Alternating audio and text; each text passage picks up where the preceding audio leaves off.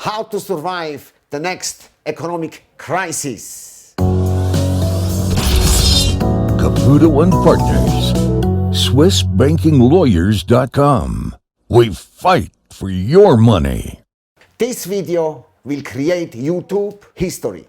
Never before in YouTube a Swiss asset manager appeared. There are some advertisement videos, some image videos, but not educational videos. Today we have a Swiss asset manager who is managing assets, who is producing results for his clients. He has a track record. He has the proven ability to produce results. His results can be measured. I'm very honored today to have with me Silvan. It's a great pleasure to me to have you here, Silvan. So, what are the signs for a crisis, for an economic crisis? What are the signs for a financial crisis? What are the alert signals? What are the signals? Well, thank you very much for having me here, Enzo. It's a great pleasure, great pleasure. I think there are always signs in a financial market of, of pressure, of risk. I mean, there could be a bad unemployment number, there could be a war around the corner. The general, for example, who was attacked in the Iranian general, you the take coronavirus. For example, the potential war in Iran, the tension with the US. But I think in general one could say that buy and hold strategy is still the best investment strategy. I would say that's still true. And it's also very hard to time a market. So it's very easy to... buy and wait strategy, what does it mean? You have to buy, what do you buy? So, this is the question we will go later, what to buy to survive the crisis. But what do you mean with this strategy? Exactly. I mean with that strategy that it makes most sense for most investors to just buy good values, either real estate, stocks, and stay for it for quite a long time. So that has proven right, and that also worked very well, and I would say that's still recommended to do. What problems do you see in the market? Well, in general, we have now falling interest rates since the 1980s. Since 40 years, falling interest rates. Yes, that's correct. It's hard to say how much in a support that was for the market, but I would say it was quite a strong support. And today we have interest rates of basically zero, as we all know, and or even below zero. Or even below. In the eurozone, it's minus 0.5. In Switzerland, it's minus 0.75. So that's quite hard to invest money the old safe way. So meaning that you buy bonds, that you in some cities in Germany like Munich. It's also very hard to buy real estate because yields are already negative there, and the prices skyrocket. Skyrocket. So that's a very very special situation. This is a problem. This is a problem. This is a problem, but of course it has supported the market. I would say. I mean, when you lower prices and you put money into the system, then you have kind of an asset inflation, right? That means real estate prices go up, bond prices go up, stocks go up, and in the end you have low yields in all those security classes, and it's hard to invest money. So in my opinion, that has very strongly supported the market, and this is something which cannot happen again, right? We can't have 40 years again of falling interest rates. So that means in my opinion, that was a strong support, and that's not happening again, and that's certainly going to be harder for the market. And as we could see in history, I mean, we had rising interest rates from 5 to 20% during the 70s and 60s and 70s, and markets at that time were quite weak. I mean, you also had good markets during that time, but you have falling markets sometimes when interest rates really went up like like crazy, then markets drop 20% or more. So yeah, I see some tension there coming up. It's certainly more difficult to invest money than it has been in the past. And what do you do then for your clients? What can you do for your clients? Well, what I think will still work is when you invest some money in good quality stocks. Quality. Yes, and we basically... Very important advice. Quality overall. Quality. What means quality? How do you measure quality? Well, we have developed quite some tools to measure qualities. You know, you can have discussions with CFOs and CEOs of companies, but at the end they tell you what they want. Of course, I mean, their company is always the best one, right? So we take statistical numbers. We use tools like FactSet and Bloomberg and measures all the financial numbers. And we have developed a special model that screens the market for quality companies. For quality companies. But just by numbers. That could be an operating margin. That could be how much debt a company has to produce its good and especially its net income.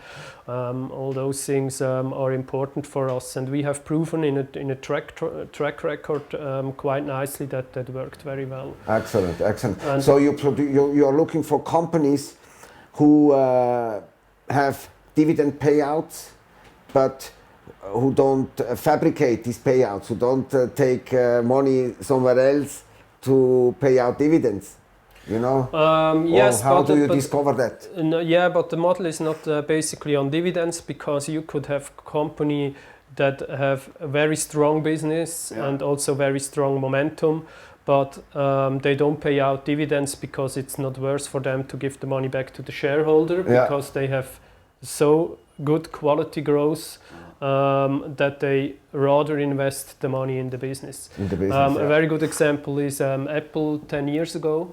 I mean, they never paid out in the beginning a dividend because they could use the money to develop new products and give it out to the market, and that was far more successful than paying out the money to the shareholders. Excellent. So you invested in Apple for your clients?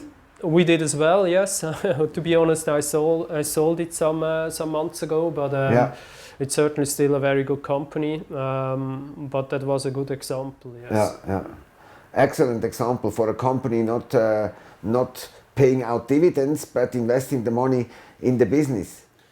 Yeah, I mean, you can have a high dividend yield as a company for several reasons, right? You could have you are just a good dividend payer, meaning you pay out a lot of your earnings in dividends.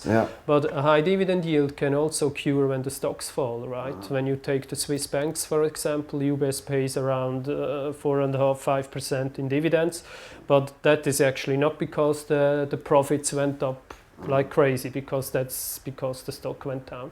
And from those companies I would rather be a little bit careful, because it's a different story then. So dividend payers is not always bad, but it's also not always good. So you have exactly to know what you buy. This is very important. So that's why this is also a reason why you really need an external asset manager, because if you are involved in your business, you are following your business, you have no time to go after all these researchers and all these companies. This is the job of a good asset manager: analyzing the market, analyzing the company, organizing interviews with the CEOs, with the chief financial officer of the company, doing even field research or even visiting the companies, to have a real impression to invest. So we are hearing that again and again.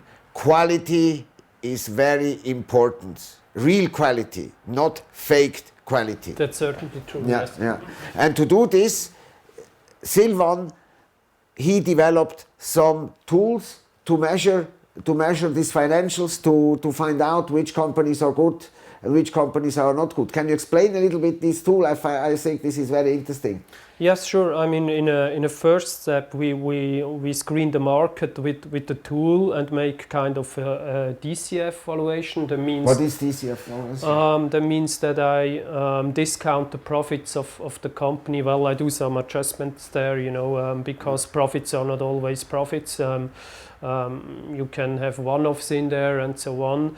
But basically, I take then the profit of this year, for example, and the next year with the likely growth rate. So how do I determine this growth rate for a company? It's just a mixture between the past growth rates and the estimates I take usually. So I'm not saying I'm smarter there than thousands of analysts out there, but I take some kind of reasonable growth rate. And then I predict the profits into the future with I fade down the growth rate, or if the business is declining, I also go slightly to zero there, and this gives me at the end a value for the company. So if I discount all the profits of the company, I will have a value of the company. But this is just basically the market value, and by the way, it shows very nicely that you more or less come up then with the consensus estimate in the market when you do it that way. So, but then you have just the value of a company, right? It doesn't say anything about the quality. I mean, you can do that with every company. So to determine the quality, or to just have the good companies, the good quality companies, I take then this value I got from the DCF valuation, and I have 12 points, 12 quality points I measure, not just the actual one, but over the past as well. So, for example, I also look how an operating margin developed over a crisis, for example, 2008. And of course, when the operating margin was more stable during that time, that is positive. That's one factor, for example. I also take into consideration the debt to equity level of a company. So meaning when the debt is too high of a company, when I compare it to the equity, then it's also a negative sign. And every point you don't make in this 12-point valuation, it gives you kind of a discount. And in the end, you get to the DCF valuation a discount or a premium. And what I did with that, I made a back test of over 500 companies in Europe and the US. So we just invest in developed markets. We don't invest in emerging markets. No investment in emerging markets. Okay. No, because it's just not worthwhile. You know, I mean, I see those markets are growing, but there is also additional risk. Additional risk. So you rely. So you don't want to gamble with the money of your clients. You want to be certain. So yes, exactly. So I did this back testing with those 500 companies in the US and Europe, and that was very successful. So we were way over the market performance there. Yes. So in Germany there is quite a famous YouTuber in Germany, and also economist, and he was a hedge fund manager. I don't want to mention the name right now, but he says basically very simple: for surviving the economic crisis, you should invest a third in real estate, in special location, of course, and the third you should invest in physical gold, and the third in quality shares. What is your opinion on this very simple asset protection strategy? So to invest money if there is a crisis, third in gold, third in real estate, and third in quality shares. Because you also agree, you told us before, quality shares are very important, you know, to find out quality shares who have a long track record, a long history, who already survived the crisis, who can be followed, you know, who are reliable for the future.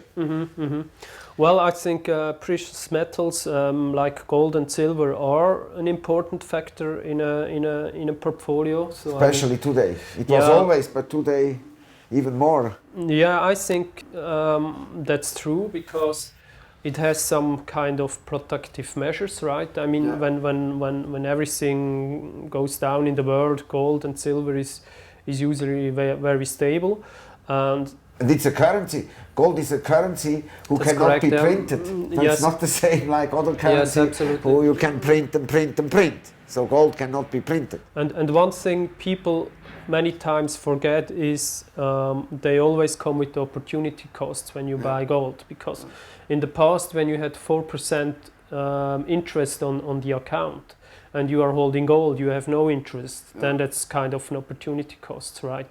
Today we actually don't have this anymore because euro, the yields are negative, Swiss The franc yields are yields so are low negative.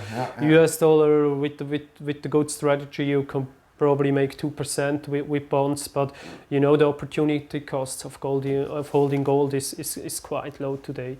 So you actually can buy some kind of a hedge into a crisis almost for free. So I would certainly agree with this statement that gold is good for time being, because it usually protected portfolios from a downside. How big is the percentage in gold of your client's portfolio? On average? On average, it's somewhere. I cannot make a general, this is just to have an idea, on average. How big? So this hedge fund manager is speaking about 33%, a third. How much do you consider gold?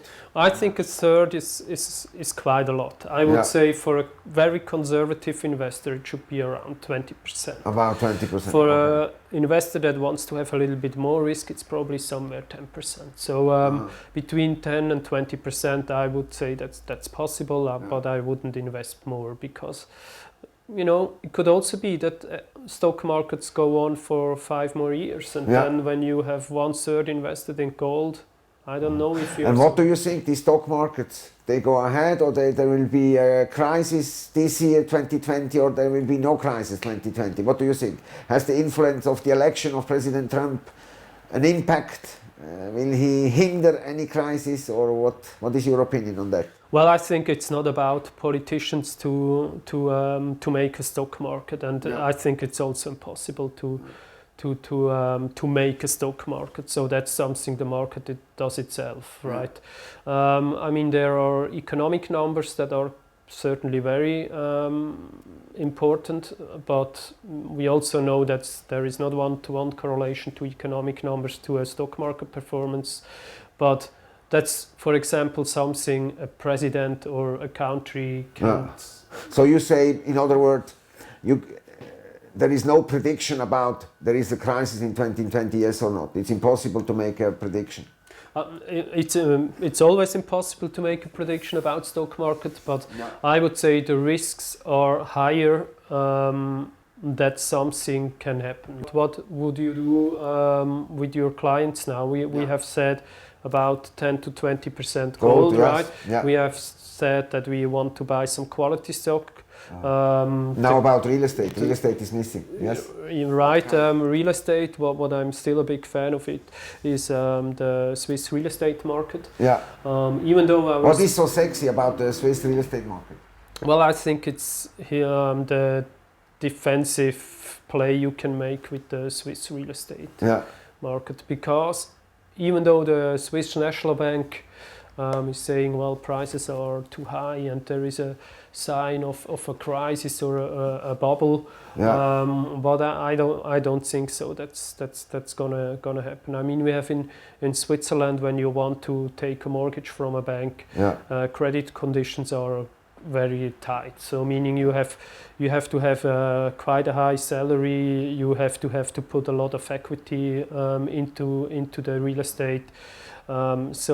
And by the way, it's also almost impossible to foreigners to buy Swiss real estate, residential Swiss real estate. Foreigners, by the way, foreigners cannot buy they only can buy commercial properties, not residential properties. Only Swiss residents can buy residential properties. Directly, yes, but there are some possibility how you can do that. And so that's why I'm still positive on the Swiss real estate market. And by the way, for a Euro investor, and I think that's quite important, it's also a way to diversify his investments out of the Euro. Yeah, so this is very important. So an important strategy is to go out of the Euro and to go in the Swiss francs. And it's also important to choose the right bank, the right depository bank, to choose a strong Swiss bank, the Swiss bank, correct? Yes, correct. I mean, the euro is still an experiment. We all don't know how it will end, right? Yeah. So, in my view, that's a risk that many investors do not consider at all. Yeah. And that's certainly a good way to go out of the euro and into the Swiss franc. And you also get a nice yield. It's depending a little bit on the investment, but could be somewhere 2.5% to 4%. Last year, the Swiss real estate market was very strong, especially the stocks. They made over 30% last year. Over 30%. Over Wow. 30%. But there are still some attractive investments out there, yes. Excellent, excellent. For example? Well, I would still... Where are these real estate located, these attractive real estate? Well, what we actually do, we don't buy direct real estates. We also buy fund and stocks that hold real estate. You buy real estate funds, okay. Or stocks, yes, Yeah. for example. I mean, we have sometimes some clients, but those are the rather bigger projects. Yeah. But we buy for them direct real estates. That's also possible. But usually we buy quoted things, funds or stocks. Let's say for a foreign investor, for a non-resident investor, for an European, what is your advice? Should he leave his euros in his country, in Germany or in UK, or should he open an account in Switzerland? Should he diversify? Because in Europe we have usually, according to this is my opinion, financial market risks are overestimated. And political risks are underestimated. So these people should also consider the political risks. In Europe we have bail-in legislation. Switzerland has no bail-in legislation. So what can happen in a bail-in is that the investor, he can lose his money. So his money can be converted in shares of the bank. So for example, you have deposited your money with Deutsche Bank. Deutsche Bank has problems, bail-in legislation arrives. You go next day, you go to the bank and you want to take your money, then the bank will tell you, no, we don't give you your money back. Here you have shares of Deutsche Bank. Say, no, I don't want the shares of Deutsche Bank. To be shareholder, a forced shareholder, you know, this is not a good deal. So what is your advice to how to do asset protection for European investors? Mm-hmm.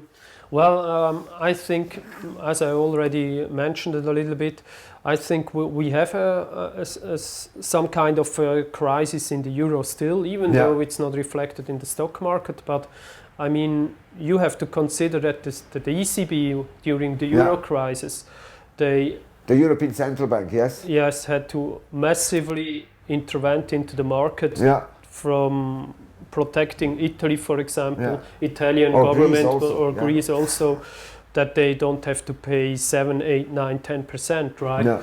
And why did they do that? I mean, that was not just to make the euro, to keep the euro together. That was also to keep the banks together, right? Yeah. So, like we know from France, we know, for example, that they have quite a lot of Italian government bonds on their books. I mean, you can look that up. That's no secret. And basically in the whole eurozone, you have that the banks are fully loaded with government bonds. What happened if a big bank like Deutsche Bank goes bust? What happens then? Yeah, well, has Europe this money will be enough money to save these banks or not, to save Deutsche Bank? I think they put 30 billion on the side for such a case. Yeah, and I mean, Germany has 80 million people living in Germany currently. Yeah. And you can see that when you say them, you will at least get 100,000, that won't be enough. So, but I mean, that's a very... It won't be enough, it won't be enough. So they have to take the money of the taxpayer. Yeah, well, it's by far not enough, sure. Yeah. But I mean, that's a very pessimistic view. I don't want to be that pessimistic. But when you could have some kind of a protection for free, right? Meaning that you put your money somewhere out of the eurozone. Yeah. Why shouldn't you do so? Yeah. You know, that costs you. So the advice, clear advice: put your money, diversify your investments, and put something out of the eurozone in Switzerland with Swiss banks, because you need a safe haven to put currency, correct? You need a good bank to put your currency. Right, correct. Yeah. I mean, we have in Switzerland also the 100,000 limit to Yeah. what you get when Yeah. a bank goes bankrupt, but I just see less risk in terms of their balance sheet. I mean, we also had 2008, UBS had to write down quite a substantial amount, Yeah. but I mean, they are still here, and I would Yeah. say they are by way better, the balance sheet are safer today than at that time. So, Okay. so yes, I think Swiss banks are still a good Stable, choice yeah. for an investor, Yeah. just because of the defensive play as well, and Yeah. you know, there Risk are- averse. yes. Risk averse business. And it's often No said risky that lending. Switzerland is the banking is expensive, but Yeah. when we compare the fees to Germany or so, it's somewhere similar. So that's it. So, Similar to Germany, similar Yes, fees to yes. Germany. By the way, in Germany, the investment advisors are scared.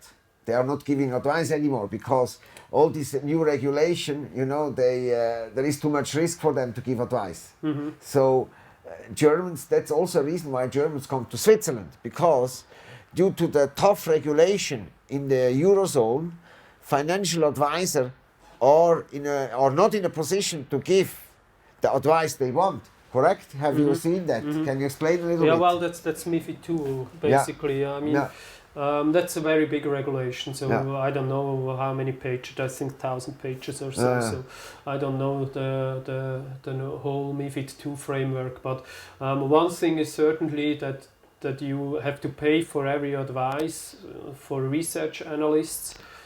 So that cost already that you have less analysts out there because, you know, in the past this was basically everything for free, and you paid basically when you trade them securities, you gave them a little amount per trade.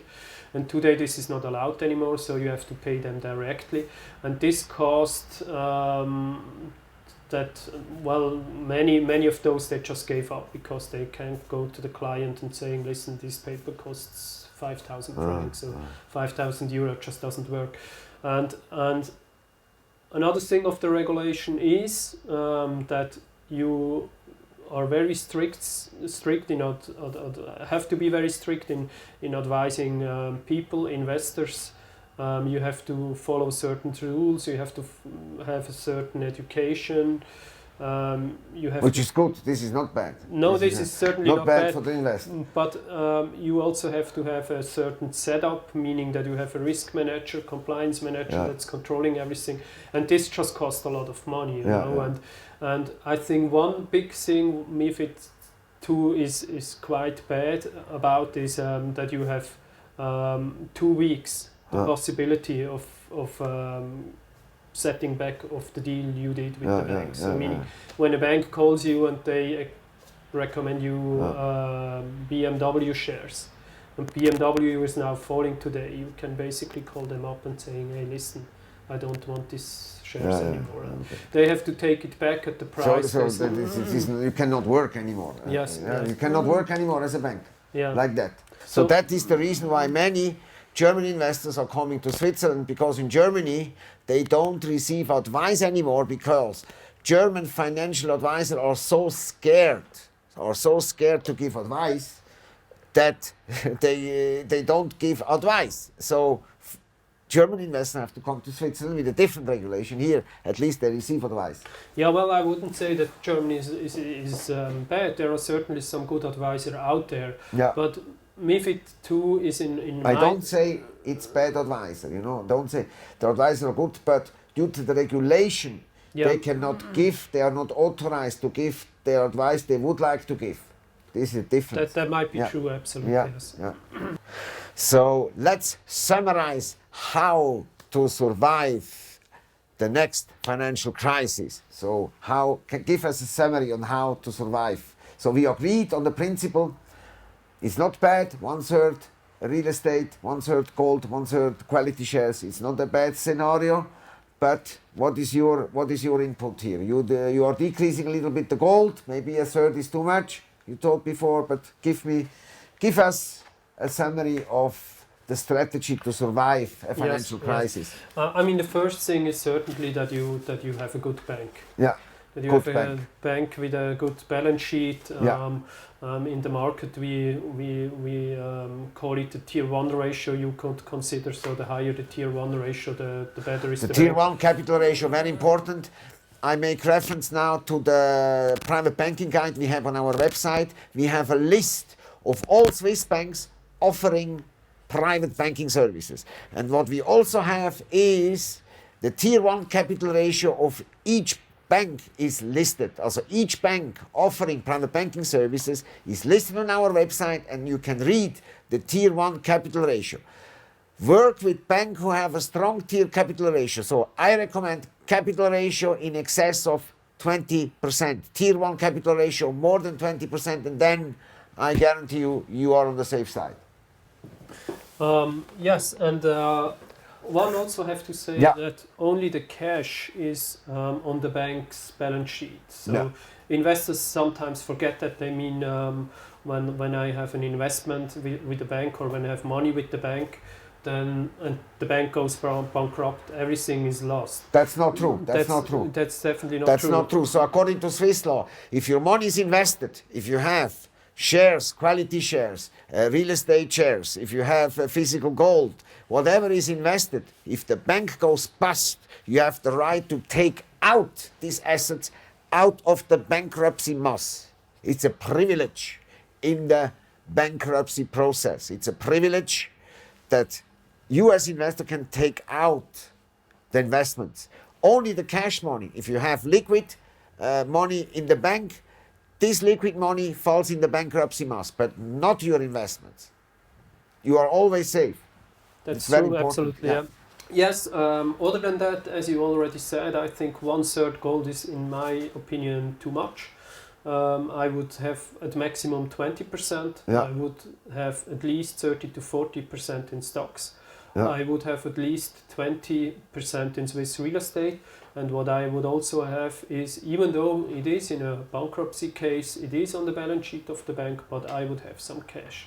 Yeah. Because cash has an option value. Yeah. Meaning that when markets dive, then you have cash, you have the option to buy stocks, you have the options to buy But in bonds. this case, it's even more important. The decision to work with the right bank is even more important, because the more cash you have, the more sure you have to be to work with the right bank to not lose your cash, because cash is definitely at risk. Investments are not at risk, but cash is at risk. So it's very important to select the right bank.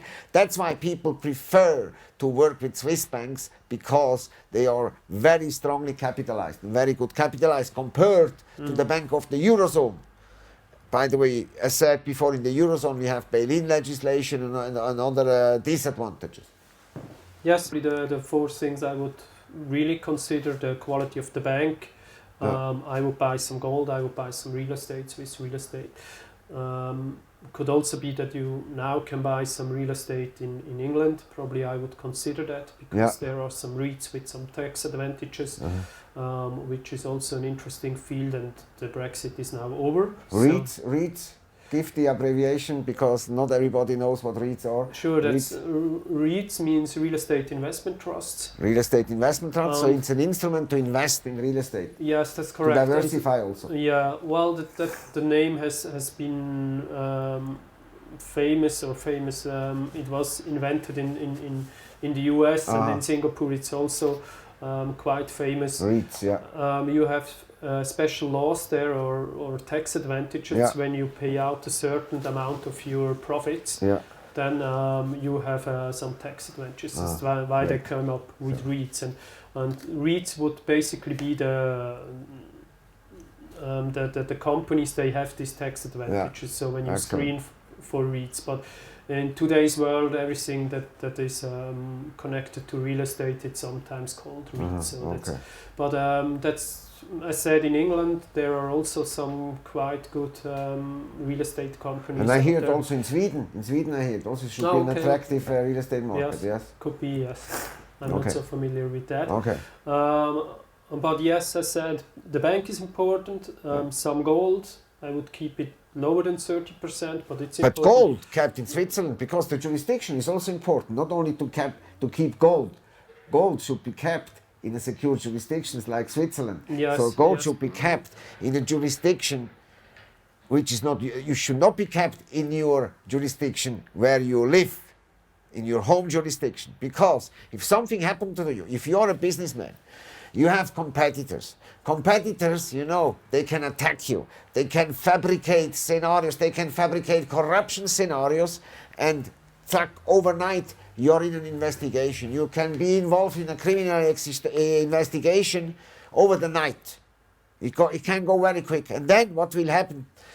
The prosecutor will freeze all your money, and then you cannot execute any payment. Your company can go bust. You can lose everything you have just because the prosecutor is freezing your money. So you should imagine, if the prosecutor will freeze your money, you can even not pay salary.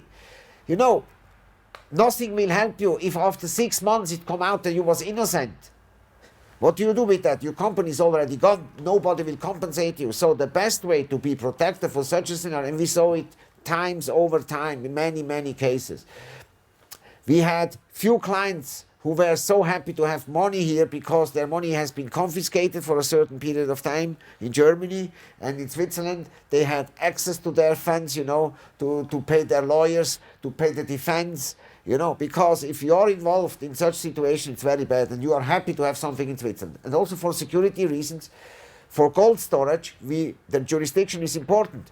Switzerland is a very important gold jurisdiction, such as Singapore, also in the Cayman Islands, Singapore. Everybody wants to know how to be protected in case of a financial crisis. So Silvan, I ask you, give us a very brief summary how to invest if you want to be protected and survive a possible financial crisis. Well, the first thing, very important thing, is the quality of the bank, as we have said before. Quality of the bank, good capitalized bank, as we said before, yes. First thing. The second thing is a good diversification in terms of the asset classes. 1/3, or I would be below 1/3, let's say 10 to 20% in precious metals such as gold and silver. 10 to 20% precious metals, gold and silver. Then I would have at least 1/3 in Swiss real estate. Yeah, Swiss real estate, so you are on the safe side.